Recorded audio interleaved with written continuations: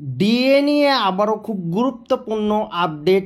Supreme কোর্টে রাজ্যের DA মামলার শুনানি শেষ, স্থগিত রায়দান। সুপ্রিম কোর্টে ডিএ মামলার শুনানি শেষ, তবে রায়দান স্থগিত রাখল বিচারপতি সঞ্জয় কারোল ও বিচারপতি পি.কে. মিশ্রর division bench. কারো কিছু বক্তব্য থাকলে লিখিত আকারে দেওয়া যাবে বলেও জানিয়েছে শীর্ষ আদালত। উল্লেখ্য, রাজ্য সরকারকে আগেই বকেয়া ডিএর 25% মেটানোর নির্দেশ দিয়েছিল সুপ্রিম কোর্ট। 6 সপ্তাহ সময় দেওয়া হলেও তার মধ্যেও রাজ্য সরকার কর্মচারীদের ডিএ দিতে পারেনি। আদালতের কাছে আরও 6 মাস সময় চাওয়া হয়েছিল। এরপর 4 থেকে 7 আগস্ট রোজ শুনানি চলে। 12 আগস্ট শুনানি পিছিয়ে যায়।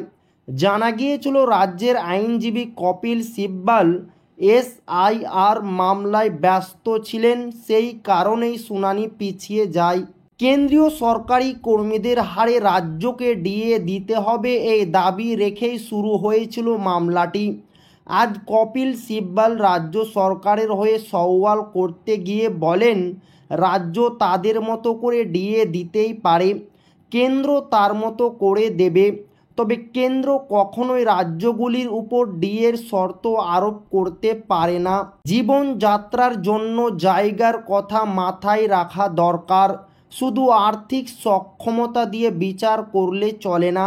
একটি মামলাকারী সরকারি কর্মী সংগঠনের আইনজীবী বিকাশ রঞ্জন ভট্টাচার্য বলেন, 2010 সালের পর থেকে রাজ্য সরকার নিজেদের অবস্থান বারবার বদলেছে, কোনো নীতি মানা হয়েছে তা স্পষ্ট নয়। মামলাকারী অপর একটি সংগঠনের আইনজীবী করুণা নন্দী বলেন, আইনে ডিএ নিয়মিত দেওয়ার কথা বলা রয়েছে, কিন্তু রাজ্য সরকার তাদের অবস্থান ব্যাখ্যা করেনি। মামলাকারী কর্মচারী সংগঠনগুলির সাফ কথা, বেতন কমিশনের সুপারিশ মেনে নির্দিষ্ট সময় ডিএ দিতে হবে, প্রয়োজনে বকেয়া ডিএ কিস্তিতে দেওয়া হোক। জানা যাচ্ছে, সরকার পক্ষের আইনজীবী জানিয়ে দিয়েছেন সরকারের তরফে আর কিছু বলার নেই, ফলে আদালতে পরে রাজ্য সরকার আর কিছু বলতে পারবে না বলে আশাবাদী মামলাকারীরা।